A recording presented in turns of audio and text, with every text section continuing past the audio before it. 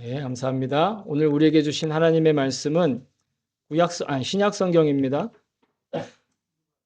신약 성경 복음서 누가복음 24장 13절에서 27절까지 말씀입니다.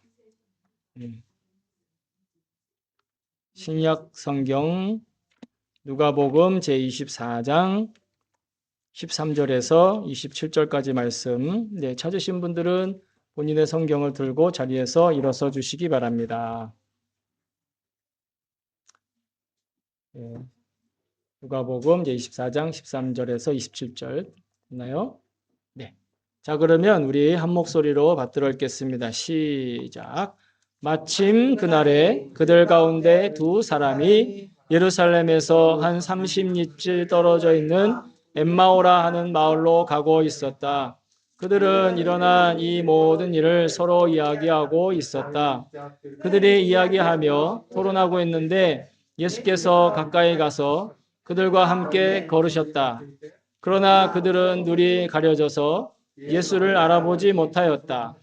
예수께서 그들에게 물으셨다. 당신들이 걸으면서 주고받는 이 말들은 무슨 이야기입니까? 그들은 침통한 표정을 지으며 걸음을 멈추었다. 그때 그들 가운데 하나인 글로바라 하는 사람이 예수께 말하였다. 예루살렘에 머물러 있으면서 이 며칠 동안 거기에서 일어난 일을 당신 혼자만 모른단 말입니까?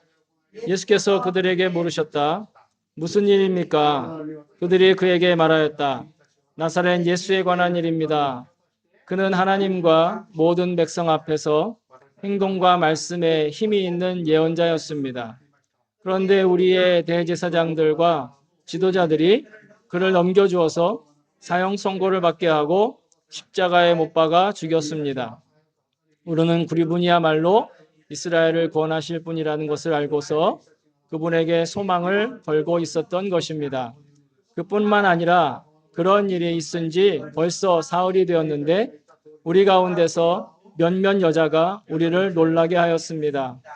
그들은 새벽에 무덤에 갔다가 그의 시신을 찾지 못하고 돌아와서 하는 말이 천사들의 환상을 보았다는 것입니다. 천사들이 예수가 살아계신다고 말했다는 것입니다. 그래서 우리와 함께 있던 몇 사람이 무덤으로 가서 보니 그 여자들이 말한 대로였고 그분은 보지 못하였습니다. 예수께서는 그들에게 말씀하셨다. 어리석은 사람들입니다. 예언자들이 말한 모든 것을 믿는 마음이 그렇게도 무디니 말입니다. 그리스도가 마땅히 이런 고난을 겪고서 자기 영광에 들어가야 하지 않겠습니까? 그리고 예수께서는 모세와 모든 예언자에서부터 시작하여 성경 전체에서 자기에 관하여 써놓은 일을 그들에게 설명하여 주셨다. 아멘. 주의 말씀입니다. 네, 요즘 여러분 모두 자리에 앉아주시기 바랍니다.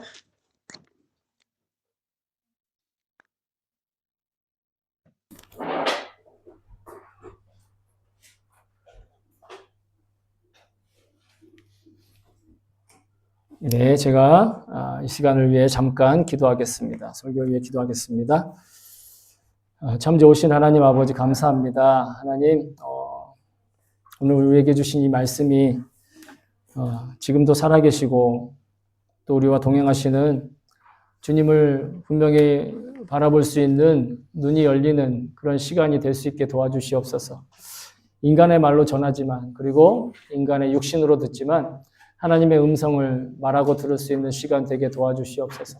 성령님의 권능으로 이 시간이 온전히 성령 충만하게 하시고 또 주님이 기뻐하시는 시간, 또 무엇보다 우리가 우리의 눈이 주님께 활짝 열리는 시간 되게 도와주시옵소서. 감사드리며 예수님의 이름으로 기도합니다. 아멘. 할렐루야. 네, 감사합니다. 네, 계속해서 절기 설교 말씀을 하고 있습니다. 우리가 지난 주일에는 우리를 아주 생생하게 살게 하시는 소망이란 바로 우리 자신 안에 끌어내는 것이 아니라 하나님께서 부어주시는, 성령께서 부어주시는 보이지 않는 소망에 대한 말씀을 나누었습니다.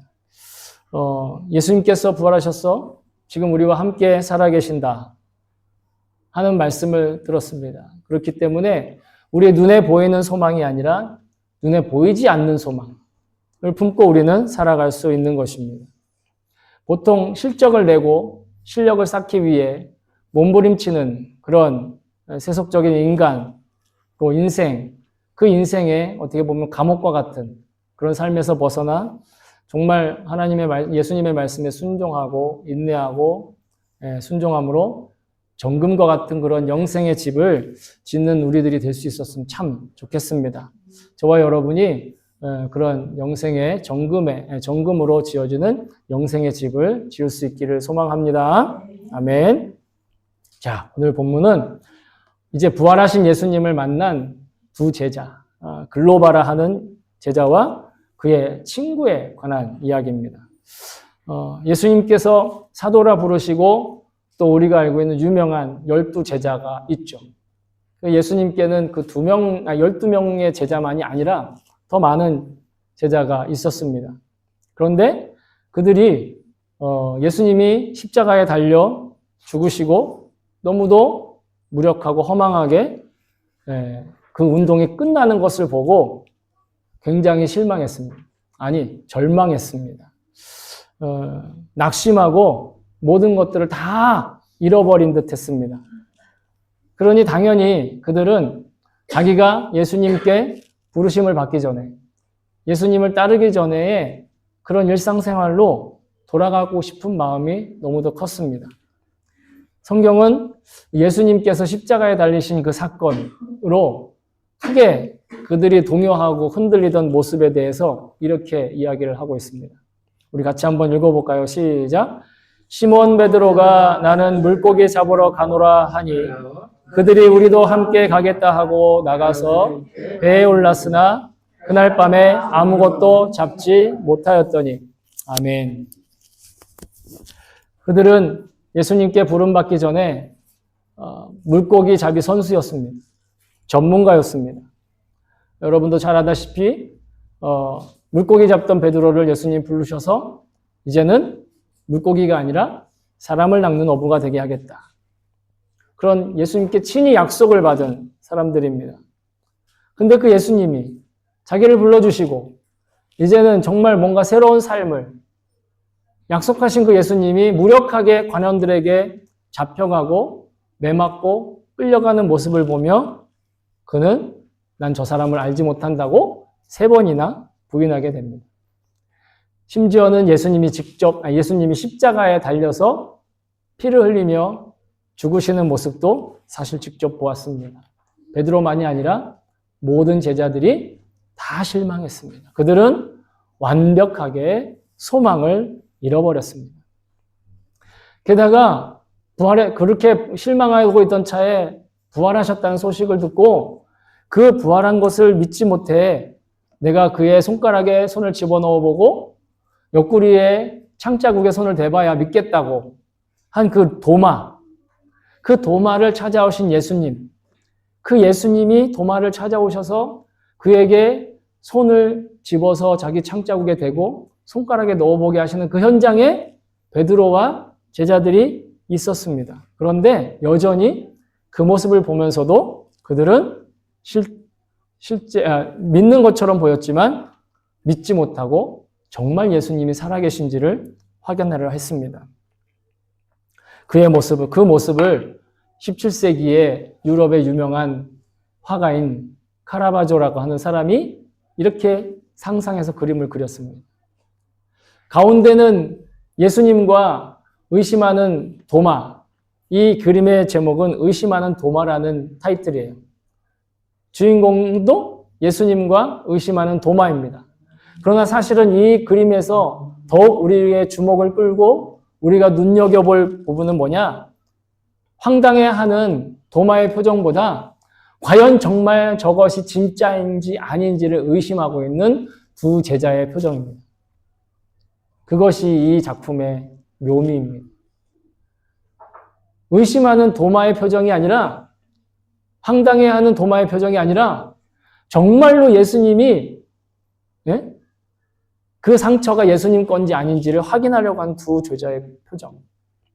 여전히 제자들조차 예수님의 십자가의 의미에 대해서 분명히 알지 못했고 부활에 대해서도 더더욱 받아들이지 못했던 것이 기적 같은 일이 일어났음에도 불구하고 오늘 본문에 등장하는 글로바와 그의 친구도 예수님을 따르던 그 많은 12제자 이외 많은 제자의 한 사람이었습니다. 그들도 예수님이 부활했다는 소식을 들은 11제자와 마찬가지로 예수님이 죽으신 걸 보고 실망하고 낙심한 채 엠마오로 가던 중이었습니다. 그런데 여러분, 그들이 엠마오로 가고는 있었지만 여전히 그들은 예수님에 관해서 서로 이야기하고 있었던 점을 전 주목하고 싶습니다. 제자들은 모든 일이 예수님의 육신이 십자가에 죽으실 때 제자들은 모든 것이 완벽하게 실패로 끝났다라고 생각을 했습니다. 모든 것이 이미 다 물거품이 됐다고 생각하고 있었습니다. 그런데도 여전히 그들은 예수님에 관해서 말을 하며 걷고 있었습니다. 예수님의 죽으심과 또 부활하셨다는 소식을 서로 이야기하면서 몸은 엠마오로 가고 있었습니다. 살아계신 예수님을 직접 보지는 못했지만 그러나 그럼에도 그들은 여전히 예수님께 대한 관심과 마음을 완전히 놓지 못했던 것입니다. 아직 완전히 사라진 것은 아니었다라는 거죠. 여러분, 혹 우리도 그렇지 않습니까? 뭔가 분명히 믿을 수 있을 것 같은데 잘 믿어지지 않고 정말 내가 이걸 잘해야 될 것 같은데 잘하지 못해서 낙심하는 것이 있지 않습니까? 우리도 이 엠마오로 가고 있는 그림을 한번 보세요. 엠마오로 가는 제자의 뒷모습이 흐릿합니다. 흐릿한 길을 걸어가는 듯한 그 엠마오로 가는 두 제자와 같은 모습. 이 두 제자와 우리와의 차이가 있다고 한다면 단 한 가지입니다. 예수님이 죽기 전에 그 모습을 봤던 것과 보지 못했던 것.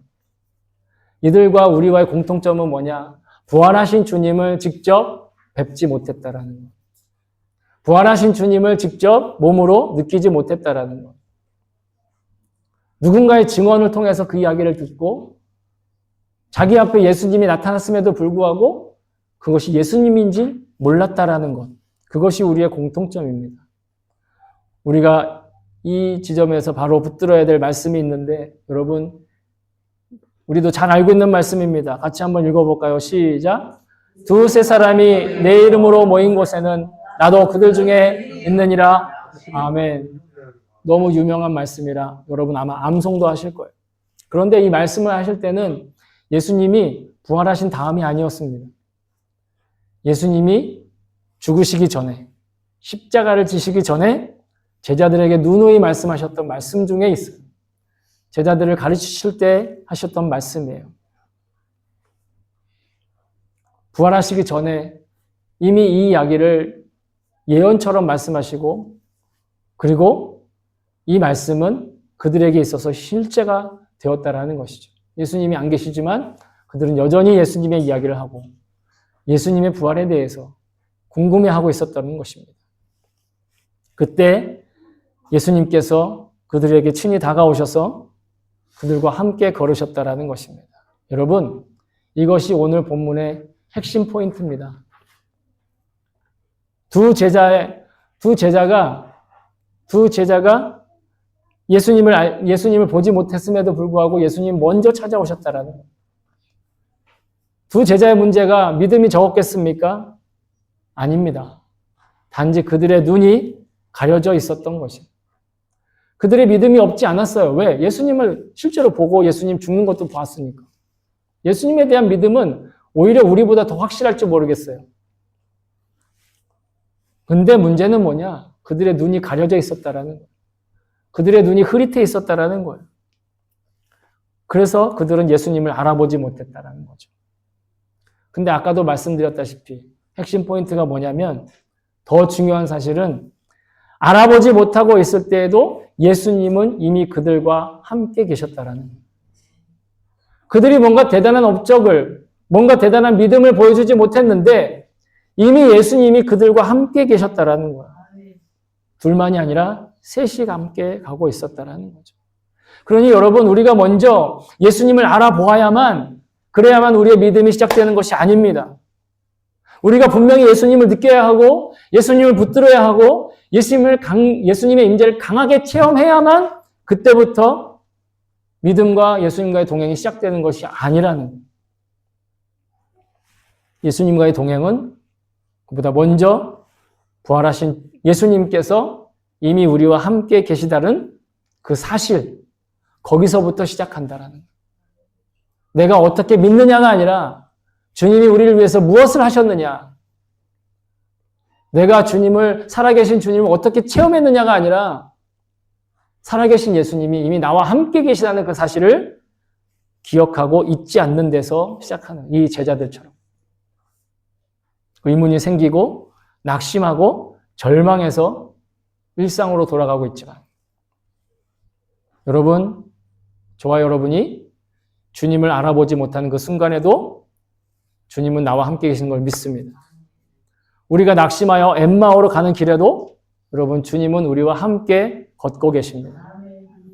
내가 흔들리고 내 시야가 흐려져 있어도 안개 속을 걷고 있어도 주님은 결코 나를 떠나지 않으십니다.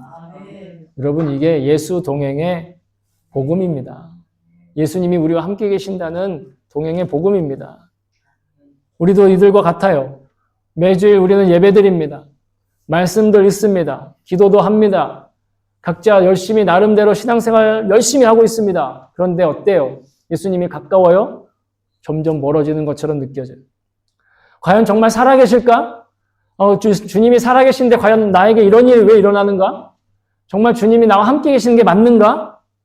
내가 진짜 주님이 여태 계시다고 목사가 앞에서 얘기하는데 혹시 저 사람 사기꾼 아니야? 고급 인력 사기꾼. 대학원까지 나온. 혹시 그런 생각 들 때 있어요. 그러나 여러분, 우리가 어떠한 여건과 상황에 처해 있더라도 부활하신 주님은 우리와 언제 어디서나 늘 함께 하시겠다고 이미 약속하셨고 여러분, 그 약속을 지금 지키고 계신다라는 거예요. 같이 한번 읽어보겠습니다. 시작. 볼지어다 내가 세상 끝날까지 너희와 항상 함께 있으리라. 아멘. 우리와 항상 함께 언제까지나 어디에든 여러분 어디에든 잘 기억하세요. 설마 여긴 안 계시겠지. 그런 데가 없어요. 예수님 또 이렇게 말씀하셨어요. 뭐라고 하셨느냐? 같이 읽어볼까요? 시작. 내가 아버지께 구하겠으니 그가 또 다른 보혜사를 너희에게 주사 영원토록 너희와 함께 있게 하리니. 아멘. 예수님이 친히 하나님께 기도하신 거예요. 여러분, 그냥 인간적인 생각이에요.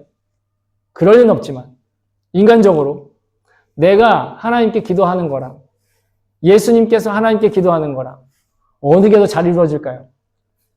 인간적으로 생각해도 솔직히 난 자신이 없잖아요. 내가 기도한다고 뭐. 근데 만약 예수님이 기도했어. 예수님이 기도하신 거야. 그럼 어때요? 그건 반드시 이루어지지. 예수님 하나님의 아들이고 하나님이시니까. 그래요. 예수님이 우리를 위해서 보혜사를, 즉 성령을 주시기를 예수님이 기도했다는 거예요.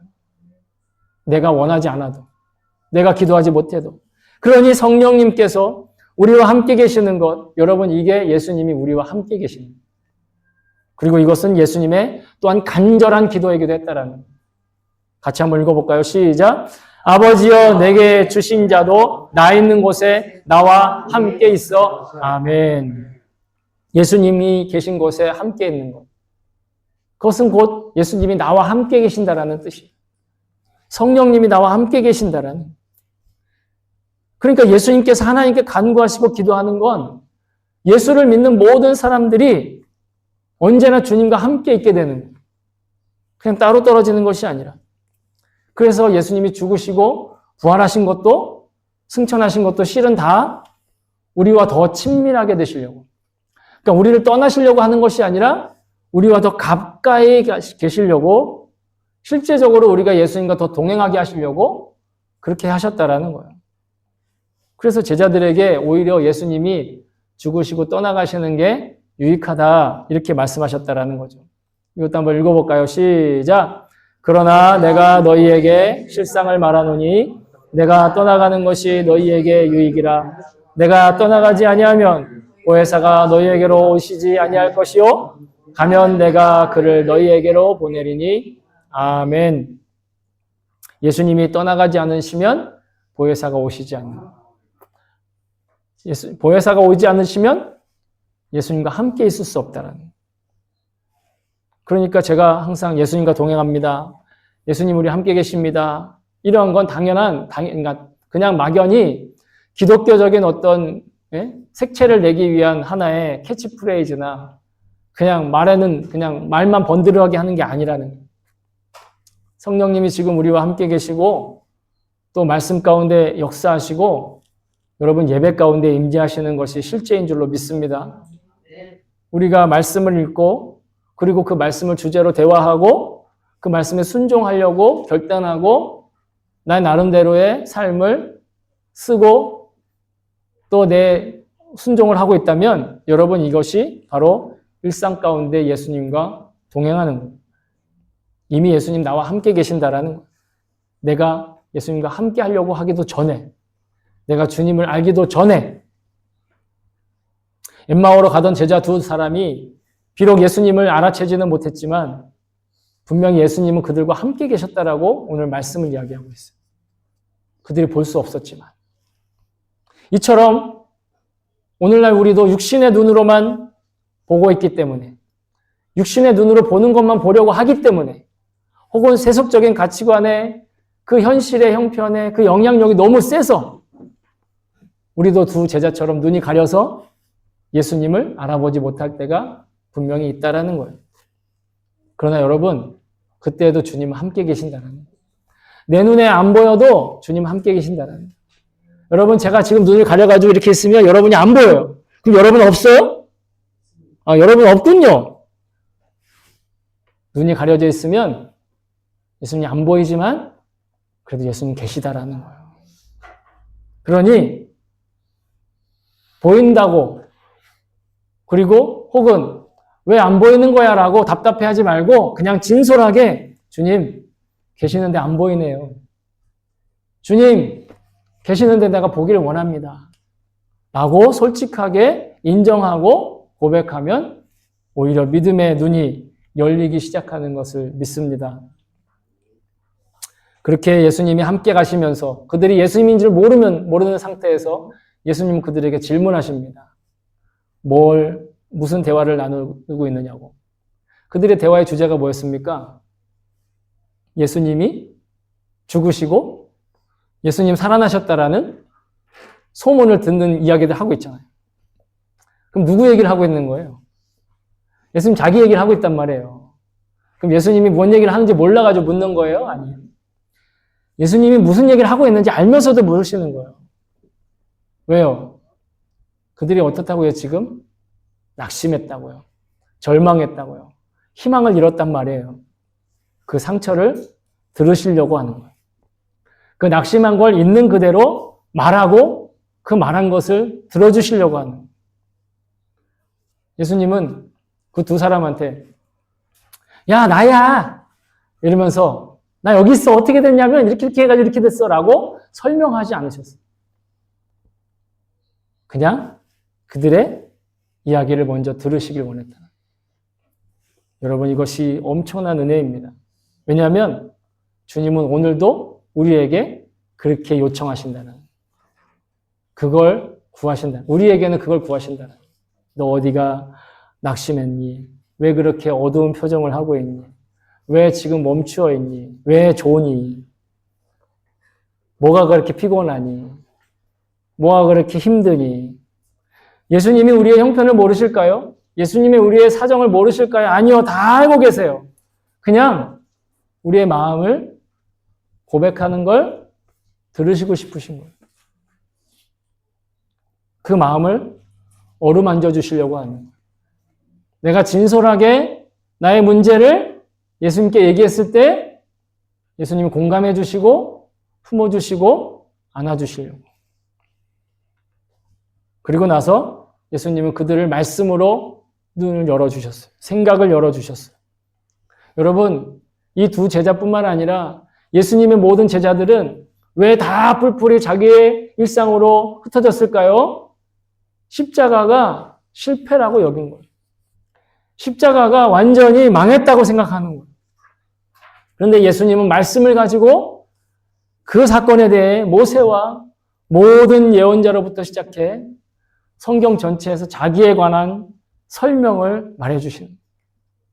그리스도께서 고난받고 십자가에 달려 영광에 들어가시는 것, 그것이 바로 하나님의 뜻이고 성경은 오래전부터 그것을 증언해오고 있었다. 그것을 가르쳐 주신다라는. 여러분, 우리도 우리의 삶의 일들에 대해서 어떻게 생각합니까? 자기의 감정으로 판단합니다. 자기의 이성으로 해석합니다. 기분에 의해서만 받아들입니다. 그러면 어떻게 됩니까? 우리는 반드시 낙심하게 되어 있습니다. 내 감정, 내 기분, 내 지성으로 그 모든 것들을 보면 반드시 낙심하게 됩니다. 그런데 예수님은 말씀으로 우리의 삶을 다시 해석해 주시기 원합니다. 내가 실패라고 여긴 일이 그것이 끝이 아닐 수 있다는, 내가 무너졌다고 생각한 그 자리에 주님은 여전히 일하고 계실 수 있다는, 내가 이해하지 못하고 납득하지 못하는 그 고난이 사실은 주님의 손에 붙들려 영광으로 들어가는 절호의 찬스가 될 수 있다는 것입니다. 여러분, 그러니 예수님과 동행하는 그런 복음의 삶은 문제가 없어지고 문제가 없는 삶이 아니라 문제를 보는 눈이 달라지는 삶인 것을 믿습니다. 내 눈으로 보던 걸 이제는 주님이 가르쳐 주신 말씀의 눈으로 보게 되는 삶이라는, 이것이 예수 동행의 복음이라는 것입니다. 근데 여러분, 오늘 우리가 읽은 부분은 주님이 말씀을 가르쳐 준 데서 끝이 나는데 실은 이 오늘 말씀의 결론은 28절 이하 34절에 있습니다. 34절까지 반드시 읽어보시기 바랍니다. 그래야 그 의미가 더 분명해지는데, 우리가 읽은 부분은 제자들의 눈이 아직 밝아지기 전의 이야기예요. 28절 이하를 보시면 예수님이 이제 그들과 함께 머무시면서 집에 들어가 식사하시고 빵을 떼신, 떡을 떼시는, 즉 유월절 식사의 그 모습을 보여주시는 그 순간이 되었을 때 비로소 그들의 눈이 열렸다라는, 그제서야 그들이 그 길에 함께 걸었던, 그래서 말씀을 풀어주시던 그분이 바로 예수님이다라는 것을 비로소 알게 되었다라는. 그러니 말합니다. 그들은 32절에 보시면 이렇게 써 있습니다. 길에서 그분이 우리에게 말씀하시고 성경을 풀어하여 주실 때 우리의 마음이 우리 속에서 뜨거워지지 않았습니까? 32절에 보면 길에서 우리에게 말씀하시고 성경 풀어주실 때 우리 속에서 마음이 뜨겁지 아니하냐. 말씀을 풀어주실 때 비로소 그들의 눈이 열렸는데, 우리가 이 순서를 정확하게 먼저 길 위에서 말씀을 들을 때 아직 눈이 열리지 않고 그들의 마음이 뜨거워졌어요. 근데 그 마음이 뜨거워진 것을 그 길에서는 얘기하지 못하고 나중에 다시 고백할 때 예수님이 빵을 떼어 나눠주실 때 그들은 눈이 열려서 그 뜨거워진 마음에 대해서 고백하게 되었다는, 이것은 말씀으로 우리의 마음이 살아나고 예배를 통하여 우리의 눈이 열리게 된다는 걸 말씀합니다. 말씀을 통해야만 우리의 마음이 살아납니다. 우리의 내면이 살아나요. 그리고 예배 가운데 있어야 우리의 눈이 열리는 거예요. 여러분, 오늘 우리도 마찬가지입니다. 말씀을 들을 때 우리는 마음이 뜨거워지고 예배 가운데 있을 때 우리의 눈이 열리는 거예요. 눈이 열리길 축복합니다. 지금 눈이 열리길 축복합니다. 예수님의 동행하심은 그냥 어떤 주장이나 감정이 아닌 말씀과 예배 속에 살아계신 그 예수님을 정말 하루에 하루만큼 알아가는 거예요. 가까워져 가는 거예요. 그러니 우리가 주일 예배를 중요시 여기는 거예요. 우리가 예배할 때 가장 분명하게 예수님을 발견할 수 있기 때문에 예배해야 주님을 볼 수 있는 거예요. 여러분, 성찬이란 예배를 상징하는 것인데 빵을 떼어 나눠주시고 잔을 나누어 마시는 유월절 식사의 그런 상징이었죠. 유월절 식사를 기억하는 예배 형식이었어요. 예수님이 빵을 떼주시면서 잔을 나눠주실 때. 오늘날에도 그것을 그 전통을 따라서 성찬을 하잖아요. 교회마다 다른 형식들이 있죠. 그러나 형식과는 상관없이 그 형식을 통하여 예수님의 십자가 은혜와 부활하신 주님의 임재를 믿음으로 받는 것, 여러분 그게 성찬을 받는 의미예요. 내 스스로 고백하는 것. 그래서 성찬은 단지 거룩한 의식을 지키는 것보다 지금도 살아계신 예수님께 그 살아계신 예수님께서 우리 가운데 계시고 우리를 만나주신다는 사실을 믿는다는 더 큰 의미가 있다는 거예요. 성찬을 받는다는 건 지금도 예수님이 살아계신다라는 걸 스스로 고백하는 거예요. 성찬뿐만 아닙니다. 우리가 이 주일 예배를 드리는데 여러분 이 예배라는 게 기독교라는 종교의 어떤 종교적 의무를 수행하는 거나 아니면 공덕을 쌓고 공적을 쌓는 게 아니에요. 그래서 내가 1년 56주 중에 어느 해는 52번의 예배를 드리고 어느 해는 25번의 예배를 드렸다고 해서 그 해가 더 하나님께서 기억 잘하시고 그렇지 않은 게 아니라는 거예요. 그냥 예배는 부활하신 주님께서 우리 가운데 계시는 것을 믿고 주님을 집중적으로 바라보기 위해 함께 모이는 거예요. 그러니 우리가 예배할 때 여러분 자기 욕망을 채우기 위해서나 혹은 복을 빌려오는 자리라고 생각하면 우린 예배 와도 아무것도 얻을 수가 없어요. 우리 예배가 나를 채우기 위한 시간으로 생각하고 내가 뭔가 얻기 위해서 오는 시간이라고 한다면 실제로 우리는 아무것도 얻을 게 없다라는 거예요. 성경은 탐심이 곧 우상 숭배라고 말씀하고 계세요. 골로새서 3장 5절 같이 읽어볼까요? 시작. 그러므로 땅에 있는 지체를 죽이라. 곧 음란과 부정과 사욕과 악한 정욕과 탐심이니 탐심은 우상 숭배니라. 아멘. 탐심이란 욕심이 지나친 걸 탐심이라고 합니다. 우리가 욕심이 없으면 살 수가 없어요. 식욕이 없는데 살 수 있어요? 네? 소유욕이 없는데 누굴 챙겨줄 수가 있냐고요. 욕심이 없으면 살 수 없으나 그 욕심이 지나치면 탐욕을 부리면 그건 우상숭배라는 거예요. 그런데 여러분 보세요. 세상의 상식적인 일반적인 사람들은 어때요? 자기 욕망을 채우기 위해서 인생을 살아요. 그렇지 않습니까? 그러나 우리의 예배는 달라요. 우리의 예배는 예수님을 만나고 예수님께 감사하고 예수님을 찬양하는 그 자리. 이게 예배의 본질입니다. 뭘 얻어내고 뭘 느끼기 위해 아니면 뭔가를 후련하게 하기 위해 오는 예배가 아니라 예수님 만나고 예수님께 감사하고 예수님 찬양하기 위해. 그러니까 여러분 찬양 시간부터 있어야 되는 거예요. 그러니까 찬양 시간 때 오지 못하면 그건 제가 여러분을 정죄하기 위한 게 아니라 여러분 손해라는 거예요. 찬양 시간에 그 시간에 있지 않으면 자기 스스로가 손해예요. 나를 사랑하시는 예수님께서 나에게 필요한 것을 가장 잘 아시고 나에게 가장 좋은 것으로 채우실 것을 기대하고 또 그것을 소망하는 것, 여러분 이것도 귀한 믿음입니다. 왠지 아십니까? 주님이 이렇게 말씀하셨거든요. 같이 한번 읽어볼까요? 시작! 너희가 악한 자라도 좋은 것으로 자식에게 줄 알거든 하물며 하늘에 계신 너희 아버지께서 구하는 자에게 좋은 것으로 주시지 않겠느냐? 아멘. 하나님이 우리에게 좋은 걸 주신다니까요. 예배에 뭔가를 얻으러 오는 건 아니지만 하나님은 우리에게 좋은 걸 채워주시는 걸 믿습니다. 그리고 하나님은 이미 우리의 일상 가운데 필요한 게 무엇인지 다 알고 계셔요. 마태복음 6장 32절에서 이 32절도 같이 한번 읽어보겠습니다. 시작! 그러므로 염려하여 이르기를 무엇을 먹을까, 무엇을 마실까, 무엇을 입을까 하지 말라. 이는 다 이방인들이 구하는 것이라. 너희 하늘 아버지께서 이 모든 것이 너희에게 있어야 할 줄 아시느니라. 아멘. 하나님이 우리의 원하는 것뿐만 아니라 우리가 필요한 것 다 알고 계신다는. 그러니 우리는 예배에 나왔을 때 우리가 구할 수 있는 건 몇 가지, 바로 이런 것이에요. 뭐냐? 주님, 오늘도 저의 눈을 열어주시옵소서. 주님, 제가 주님을 보게 하옵소서. 지금도 살아계시고 지금 저와 함께 있다는 사실을 내가 볼 수 있게 해주세요. 내가 알 수 있게 해주세요. 그걸 구하는 게 예배예요. 그걸 구하는 게 여러분 우리의 믿음이에요.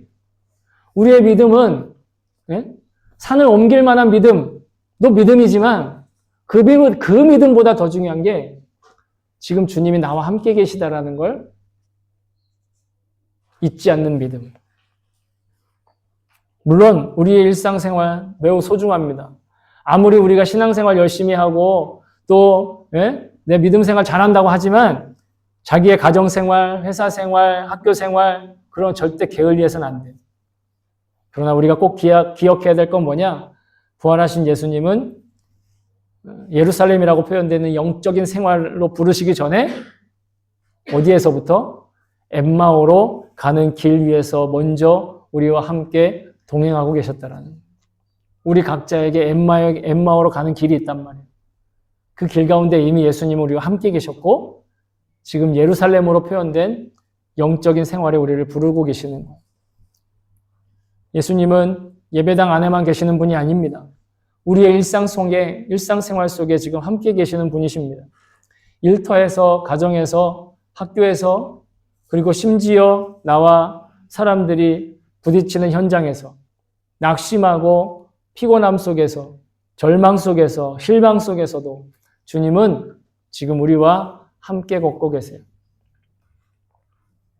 예수 동행의 복음은 바로 그 일상을 살아가는 것인 줄로 믿습니다. 글로바와 그의 친구는 예배할 때 눈이 열렸습니다. 그리고 눈이 열린 후 예루살렘으로 돌아갔습니다. 낙심해서 떠나던 그 길을 돌이켜 다시 제자들의 공동체로 나아갔습니다. 여러분, 이게 예수 동행의 구체적인 열매이기도 합니다. 여러분, 예수님이 우리와 동행하신다라는 게 단순히 우리를 위로하는 것으로 끝나지 않아요. 다시 우리의 삶의 자리로 돌아가게, 다시 우리를 살아나게 하고, 다시 증언하게 하고, 다시 우리에게 주신 사명의 자리로 걷게 하시는 것. 엠마오로 가던 길에 예수님과 동행했던 그 두 사람의 경험은 그러므로 그냥 성경에 쓰여진 하나의 기적과 같은, 이거 읽다 보면 어떻게 앞에 있던 사람이 안 보이게 됐지? 그런 기적의 이야기가 아니에요. 바로 오늘 지금 우리의 이야기예요. 보이지 않던 예수님이 보여지게 돼요. 여러분, 오늘도 예수님은 우리와 동행하고 계십니다. 우리의 이런 모양 저런 모습으로 함께 우리와 같이 계십니다. 우리가 낙심해서 어두운 표정으로 있을 때에도 그 가운데도 주님은 우리와 함께 걷고 계십니다. 우리의 이야기를 듣고 계시고 그래서 말씀으로 깨우쳐 주시고 예배 가운데 우리의 눈을 열어주십니다. 여러분, 이게 예수 동행의 복음의 시작입니다. 그러니 이제 이번 한 주간은 여러분 이렇게 한번 살아봅시다. 아침에 눈 뜰 때 주님, 오늘도 나와 함께 계시지요? 같이 한번 해보세요. 주님, 오늘도 저와 함께 계시지요? 말씀을 열었을 때 다시 한번 따라해요. 주님, 저의 눈을 열어주세요. 오늘도 주님을 보게 해주세요. 그리고 살다 보면 낙심할 일이 생기고 실망할 일이 생겨요. 그럼 이렇게 한번 선언해 봅시다. 같이 제가 하는 대로 따라해 보십시오. 나는 잘 못 느껴도 주님은 지금 여기에 나와 함께 계셔. 주님은 지금 여기에 나와 함께 계셔. 주님은 지금 여기에 나와 함께 계셔. 여러분, 그런 마음으로 기도하면서 다음 주에 예배 자리에 나올 때 그때 나왔으면 좋겠습니다. 사랑하는 성도 여러분, 예수님은 부활하셔서 오늘 지금도 여기에 함께 계시는 걸 믿습니다. 우리가 그 사실을 얼마나 선명하게 느끼느냐가 먼저가 아닙니다. 먼저는 주님이 여기 계시다는 것입니다. 내가 주님을 알아보지 못하는 순간에도 주님은 나를 떠나지 않으신다는 겁니다. 복음은 어떤 소원을 이루기 위해 주문을 외우는 것이나 자격 요건에 대한 설명서가 아닙니다. 복음은 말 그대로 지금도 살아계신 예수님께서 나와 동행하시며 나의 눈을 열어 인생을 살면서도 영생을 살고 있는 신비를 알게 하시는 약속입니다. 저와 여러분이 이 말씀을 기억하며 알아보지 못하는 순간에도 우리와 함께 걸으시는 주님을 믿고 말씀과 예배 가운데 눈이 열리는 은혜를 누리며 이번 한 주도 예수님과 행복한 동행의 축복을 풍성히 누릴 수 있게 되기를 주님의 이름으로 축복합니다. 아멘. 아멘.